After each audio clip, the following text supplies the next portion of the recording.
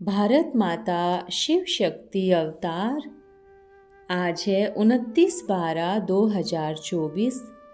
Revise date है 13/1/1968। मीठे बच्चे, तुम्हें बाबा की याद में बड़ी खुशी में प्रफुल्ल रहना चाहिए। सामने एम ऑब्जेक्ट खड़ा है, हम यह बन रहे हैं। भूल जाने से खुशी का पारा नहीं चढ़ता। गीत है यह वक्त जा रहा है। मीठे मीठे सिकिल अदेब नंबरवार पुरुषार्थ अनुसार रूहानी बच्चों ने इस गीत का अर्थ समझा। नंबरवार किस लिए कहते हैं? कोई तो फर्स्ट ग्रेड में समझते हैं, कोई सेकंड ग्रेड में, कोई थर्ड में समझते हैं। समझ भी हर एक की अपनी अपनी है। निश्चय बुद्धि भी सबकी अपनी अपनी है। बाप तो समझाते रहते हैं। ऐसे ही समझो शिव बाबा इन द्वारा डायरेक्शन दे रहे हैं। तुम आधा कल्प असुरी डायरेक्शन पर चलते आए हो। अभी ऐसे निश्चय करो कि हम ईश्वरीय डायरेक्शन पर चल रहे हैं, तो बेड़ा पार हो सकता है।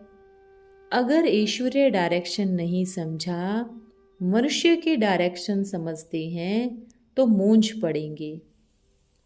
बाबा कहते हैं मेरे डायरेक्शन पर चलने से फिर मैं रिस्पॉन्सिबल हूँ। इन द्वारा जो कुछ होता है, इनकी एक्टिविटी का मैं रिस्पॉन्सिबल हूँ। इसका हम राइट कर देंगे। तुम सिर्फ हमारे डायरेक्शन पर चलो। जो अच्छी रीति याद करेंगे वो ही डायरेक्शन पर चलेंगे। जो याद ही नहीं करते हैं तो वो सिर्फ आसुरी डायरेक्शन पर चलते हैं। कदम कदम पर ईश्वरीय डायरेक्शन पर चलेंगे तो कभी घाटा नहीं होगा। निश्चय में ही विजयी है। बहुत बच्चे इन बातों को समझते ही नहीं। थोड़ा ही ज्ञान आने से देवाभिमान आ जाता है। योग बहुत ही कम है। ज्ञान तो है, हिस्ट्री ज्योग्राफी को जानना। यहाँ तो मनुष्य कितनी साइंस आदि पढ़ते हैं, कमाल है। तो यह पढ़ाई बहुत सहज है, मेहनत है याद की। कोई कहते हैं बाबा हम योग में बड़े मस्त रहते हैं। बाबा मानेंगे ही नहीं। बाबा हर एक की एक्टिविटी को देखते हैं। बाबा को याद करने वाले तो गुलाब की तरह खिले हुए होंगे, याद ही नहीं करते हैं। इसलिए तो उल्टा सुल्टा काम होता ही रहता है। बहुत रात दिन का फर्क है। अभी तुम इस सीढ़ी चित्र पर अच्छी रीति समझा सकते हो। यह इस समय है कांटों का जंगल। यह बगीचा नहीं है, जंगल है। जंगल में आसुरी संप्रदाय रहते हैं। यह है सब जंगली बंदर। बंदरों में से भी बहुत किस्म होती है। एप्स बंदर जंगल में रहते हैं। मनुष्यों को भी एप्स का टाइटल दिया जाता है। सन्यासी भी जाकर जंगल में रहते हैं। वो है जैसे कि बड़े एप्स बाबा को जानते ही नहीं। मनुष्य अगर अपनी आत्मा और पिता परमात्मा को भी न जाने तो एप्स से भी बदतर ठहराना। तुम्हारे में से भी बहुत थोड़े हैं जो अपने को यथार्थ रीति जानते और बाबा को यथार्थ रीति याद करते हो। बाबा कहते हैं मैं जो हूँ जैसा हूँ ऐसा समझकर मुझे याद करे, यह बहुत मुश्किल है। बंदर संप्रदाय तो बरोबर है ना। राम कहा जाता है बाबा को, तुम भी बंदर थे। अब तुमको मंदिर लायक बनाकर सारे वर्ल्ड को रावण राज्य से छुड़ाते हैं। कितनी समझने की बातें हैं। यह तो क्लियर समझना चाहिए कि भारत फूलों का बगीचा था। वैकुंठ में जंगली बंदर रहते हैं क्या? वहाँ तो देवी देवताएं रहते हैं। यहाँ तो देखो मनुष्य बंदर से भी बदतर हैं। बुद्धि में आता है यहाँ तो बंदर ही बंदर है। कहाँ चले? ऐसे बंदरों से हम बात ही नहीं कर सकते। यह तो तुम्हारा काम है समझाना। मुझे क्या दरकार पड़ी है मिलने की? बच्चों में बड़ी युक्ति चाहिए। जबकि इतने बच्चे बैठे हैं तो बाबा बाहर वालों से क्यों मिले? बाबा तो है हाईएस्ट अथॉरिटी। प्रजापिता ब्रह्मा भी है हाईएस्ट अथॉरिटी। यह दोनों है सबसे बड़ी अथॉरिटी। शिव और प्रजापिता ब्रह्मा आत्माएं हैं शिव बाबा के बच्चे, और साकार में हम भाई बहनें सब हैं प्रजापिता ब्रह्मा बाबा के बच्चे। यह है सभी का ग्रेट ग्रेट ग्रैंडफादर। ऐसी हाईएस्ट अथॉरिटी के लिए हमको मकान चाहिए। ऐसे तुम लिखो, फिर देखो बंदरों की बुद्धि में कुछ आता है। शिव बाबा और प्रजापिता ब्रह्मा आत्माओं का बाप और सभी मनुष्य मात्र का बाप। यह पॉइंट्स बहुत अच्छी है समझाने की, परंतु बच्चे पूरी रीति समझते नहीं हैं, भूल जाते हैं। बस ज्ञान की खुमारी चढ़ जाती है, जैसे कि बाप दादा पर भी जीत पा ली है। यह दादा कहते हैं मेरी भले नहीं सुनो, हमेशा समझो शिव बाबा समझाते हैं, उनकी मत पर चलो। डायरेक्ट ईश्वर मत देते हैं कि यह करो, रिस्पॉन्सिबल हम हैं। ईश्वर मत पर चलो। यह कोई ईश्वर थोड़ी ही है। तुमको ईश्वर से पढ़ना है ना। हमेशा समझो यह डायरेक्शन हमको शिव बाबा दे रहे हैं। जब तक यह नहीं समझे तब तक एप्स की निशानी रहेगी, लंबी पूंछ छोटी पूंछ रहेगी। बाबा कहते हैं पूंछ निकल जानी चाहिए। समझो शिव बाबा ही हमको समझाते हैं। तो यह है कांटों का जंगल, इसमें ह्यूमन जानवर रहते हैं। मनुष्य ही बंदरों मिसल है ना, शक्ल तो मनुष्यों की ही है। यह लक्ष्मी नारायण भारत के मनुष्य थे। फिर इनको क्यों नमस्ते करते हैं, पूछते हैं? तुम कह सकते हो यह शिवालय के रहने वाले हैं, तुम हो वैशाल्य में रहने वाले। इसमें डरने की तो बात ही नहीं। बहुत बच्चे हैं जिनको अपना नशा चढ़ा रहता है। डिफेक्ट तो बहुतों में है ना। जब पूरा योग हो तब विकर्म विनाश हो। विश्व का मालिक बनना कोई मासी का घर नहीं है। बाबा देखते रहते हैं कि कैसे माया एकदम नाक से पकड़कर गटर में गिरा देती है।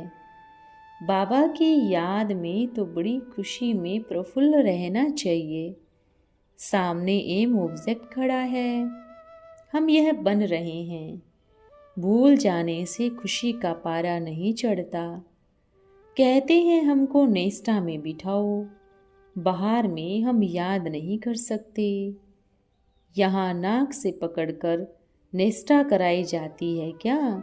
याद में नहीं रहते हैं, बुद्धि इधर उधर भटकती रहती है। बाबा अपनी मिसाल बताते हैं कि ये नारायण का कितना पक्का भक्त था।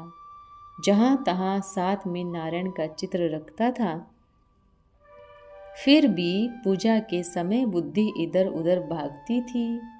इसमें भी ऐसे ही होता है। बाबा कहते हैं चलते फिरते बाबा को याद करो, बैठने की आदत नहीं डालो, नहीं तो सारे दिन में याद नहीं रहेगा। कहते हैं बहन निष्ठा में बिठाए, निष्ठा का तो कोई अर्थ ही नहीं है। बाबा हमेशा कहते हैं याद में रहो। एक जगह बैठकर याद करने की हेर नहीं होनी चाहिए। कोई कोई ब्राह्मणी हेड आदत डाल देती है तो घड़ी घड़ी कहते हैं हमको निष्ठा में बिठाओ। बहुतों को टेव पड़ गई है। यह तो अल्पकाल की शांति हो गई, गोया बाकी सारा दिन अशांति में रहते हैं। चलते फिरते बाबा को याद नहीं करेंगे तो पापों का बोझा कैसे उतरेगा? आधा कल्प का बोझा है ना। अपने को आत्मा समझ बाबा को याद करना है, इसमें ही बड़ी मेहनत है। भले बाबा को बहुत लिख भेजते हैं, इतना समय याद में रहते हैं, परंतु रहते नहीं हैं, चार्ट को समझते नहीं हैं। बाबा बेहद का बाप है, पतित पावन है, खुशी में रहना चाहिए। ऐसे नहीं कि हम तो शिव बाबा के हैं ना, याद बिल्कुल करते नहीं। अगर याद करते होते तो पहले नंबर में आ जाना चाहिए। किसी को समझाने की भी बड़ी अच्छी बुद्धि चाहिए। हम तो भारत की महिमा करते हैं। नई दुनिया में आदि सनातन देवी देवताओं का राज्य था, अब है पुरानी दुनिया का आयरन एज। वो सुख धाम, यह है दुख धाम। भारत गोल्डन एज था। कुछ भी समझते नहीं, जैसे कि एप्स हैं, गो हत्या के लिए कितना करती हैं। उनको भी लिखना चाहिए कि तुम यह क्या करते हो। श्री श्री 108 जगत गुरु कहलाते हो, तुम्हारा काम है मनुष्यों को सद्गति देना। फिर तुम्हारे फॉलोअर्स का कौन उद्धार करेगा? यह बातें और तो कोई पूछ नहीं सकते। तुम पूछो युक्ति से। यह नॉलेज बड़ी वंडरफुल है।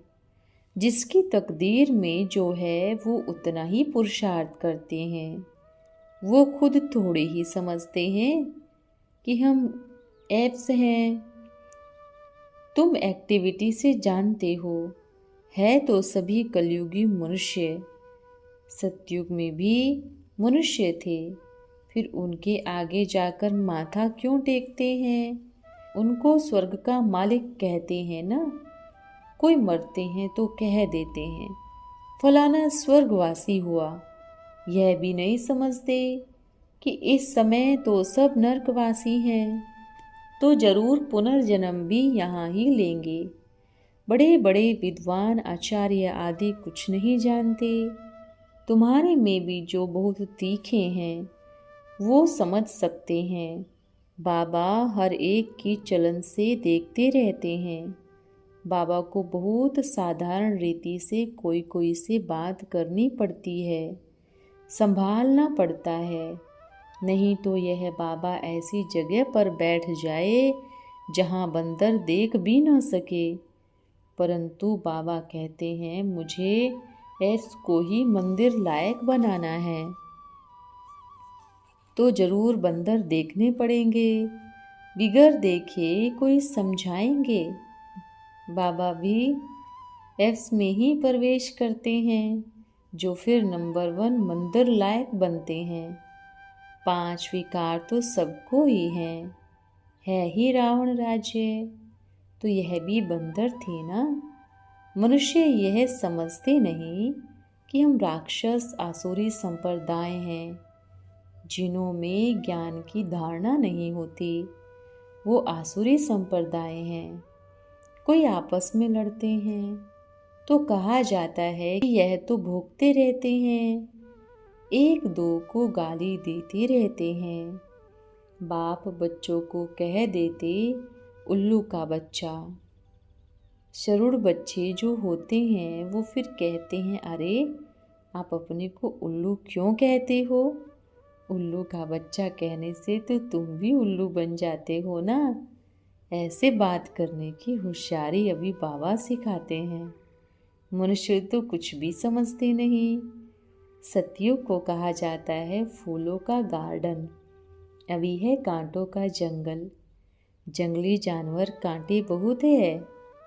बाबा कितना क्लियर कर समझाते हैं, फिर भी क्यों बड़े बड़े कांटे बन जाते हैं। एक दो को दुख देने से कांटे बन जाते हैं। अभी बागवान माली कांटों को फूल बनाते रहते हैं। उनका धंधा ही यह है। जो खुद ही कांटे होंगे वो फूल कैसे बनाएंगे। प्रदर्शनी में भी बड़ी खबरदारी से किसी को भेजना होता है। जो अच्छे ज्ञानवान हैं, इसमें इंसल्ट की तो कोई बात ही नहीं है। आपस में सब लड़ते झगड़ते रहते हैं तो सब जानवर ठहरे ना। सतयुग में यह लक्ष्मी नारायण थोड़े ही लड़ेंगे। जो फूल थे वो फिर कांटे बन जाते हैं, कांटे फिर फूल की पूजा करते हैं। बाबा कितनी अच्छी रीति समझाते रहते हैं। अब शिव जयंती भी आती है। तुम प्रदर्शनी जास्ती करते रहो। 1 सेकंड में वैकुंठ के मालिक बनो अथवा पतित भ्रष्टाचारी से पावन श्रेष्ठाचारी बनो। जीवन मुक्ति प्राप्त करो। जीवन मुक्ति का भी अर्थ समझते नहीं। तुम भी अभी समझते हो। बाबा द्वारा सबको जीवन मुक्ति मिलती है, परंतु ड्रामा को भी जानना है। सभी धर्म स्वर्ग में नहीं आएंगे। वो फिर अपने अपने सेक्शन में चले जाएंगे, फिर अपने अपने समय पर आकर धर्म स्थापन करेंगे। झाड़ में कितना क्लियर है। सद्गति दाता गुरु एक के सिवाय कोई हो नहीं सकता। बाकी भक्ति सिखाने वाले तो ढेर गुरु हैं। सद्गति के लिए मनुष्य गुरु हो नहीं सकते। श्री श्री 108 जगत गुरु कहलाने वाले यह सब भक्ति मार्ग के गुरु हैं। किस्म किस्म के बंदर होते हैं ना। बड़े बड़े बंदर बहुत खौफनाक होते हैं। श्री श्री 108 जगत गुरु कहलाने वाले हिरण्यकश्यप जैसे हैं। अभी उनका सारा पोल खुलेगा। जगत गुरु के तो काम है सद्गति का रास्ता बताना, न कि हड़ताल कर जीव घात महापापी बनना। पत्र लिखा है तो भी समझते नहीं। बड़े बंदर है ना। प्रजा का प्रजा पर राज्य है, समझते कुछ नहीं। दिल्ली में एक को समझाने गए तो वो कहने लगा, हम समझना चाहते नहीं हैं। क्या तुम हमको कन्वर्ट करना चाहते हो? हम बंदर से मनुष्य थोड़े ही बनेंगे। यह ख्याल ही नहीं करो। हम कभी देवता नहीं बनेंगे। बहुत समझाया। अरे हम आपको बंदर से मंदिर लायक बनाते हैं, तुम बिगड़ते क्यों हो? बाबा कहते हैं यह है ही बंदरों की दुनिया। इसमें कदम कदम पर बंदर हैं। कोई तो बड़े बड़े होते हैं, लड़ने में भी देरी नहीं करते। प्रदर्शनी में भी ऐसे ही होता है। कोई तो चित्र फाड़ने लग पड़ते हैं। आर्य समाजी कितना हंगामा करते हैं। यह तो अभी ही इनका दयानंद आया है। जैसे मच्छर जन्मते हैं और मरते हैं, वैसे इनका होता है। कोई ताकत ही नहीं, सिर्फ हंगामा करने की ताकत है। थोड़े टाइम के हैं। झाड़ में दिखाना चाहिए तुम्हारा पार्ट ही क्या है, तुम्हारे में ताकत ही क्या है। 1-2 जन्म लिया है, मच्छरों दृश्य चले जाएंगे। तुम बच्चे तो कितना ऊंच बनते हो, वहाँ कब अकाले मृत्यु नहीं होती। अच्छा, ओम। आज का वरदान है, समय की समाप्ति के निमित्त भव। नए वर्ष में बाप यही चाहते हैं कि मेरा हर एक बच्चा अपनी मूरत से बाप की सीरत को दिखाए। सूरत भिन्न भिन्न हो, लेकिन सबकी सूरत से बाप की सीरत दिखाई दे। जो भी देखे, जो भी संबंध में आए, वह आपको देखकर आपको भूल जाए, लेकिन आप में बाप दिखाई दे, तब समय की समाप्ति होगी। ओम नमः शिवाय।